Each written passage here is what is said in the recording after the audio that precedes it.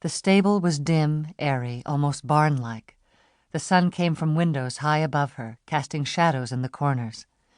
At the back of the stable were her father's workbench, his tools, his vise for sawing lumber. Caroline walked past the bench to a wooden rack with pegs. The 10-year-old Caroline had helped him make it, applying lacquer to the wood. Later they had hung them one by one in leather sheaths. At the end of the rack, Caroline saw an empty peg. She stood there for a moment, leaning against the door.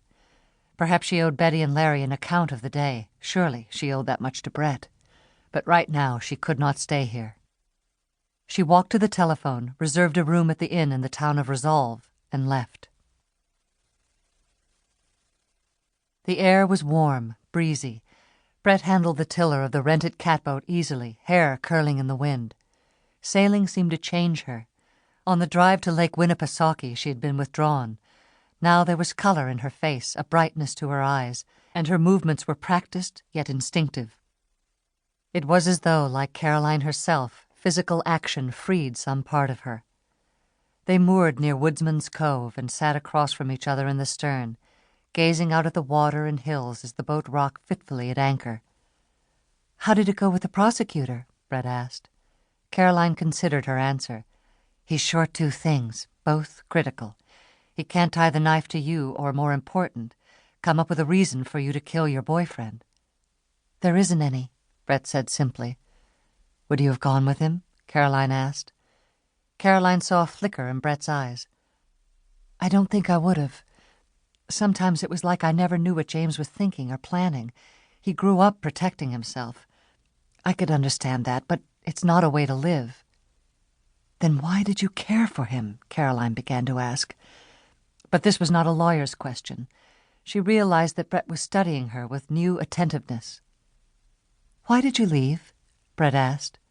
"Because no one ever talks about it." She paused a moment, as if fearing to be tactless, then added, "Not about you, and not about your mother." Caroline smiled faintly. How very New England. "How very repressed," Brett said flatly. "Until you were all over our television, I hadn't heard your name for years. And then there was Grandfather in his room, watching you run that trial and not saying a word to anyone. And my mother, tight-lipped and short-tempered." Caroline's shrug was meant to be dismissive. "I suppose the best real answer is that I wanted to be independent and was absolutely certain that leaving was the only way." "Where did you go?"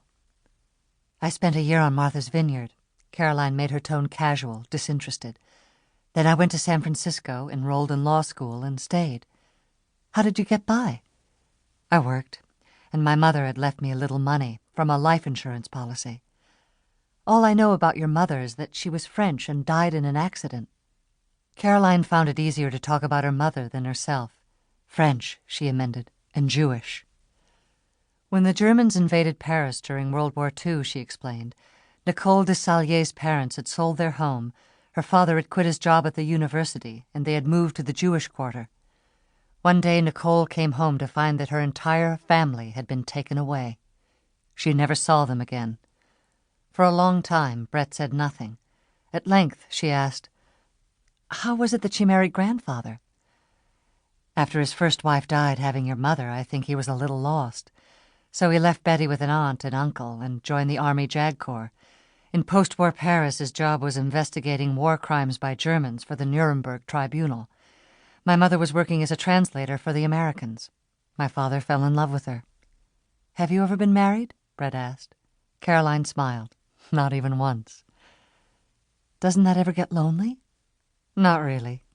You get used to being your own companion. Of course, there's still this idea that single women are supposed to feel barren, literally and figuratively.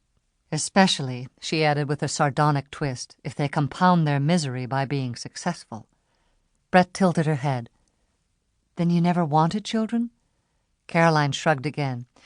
"As a friend of mine once said, I love my children too much already to give them a mother like me."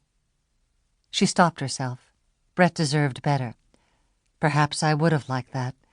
But the things that you can't help, Brett, you put out of your mind. It's better that way."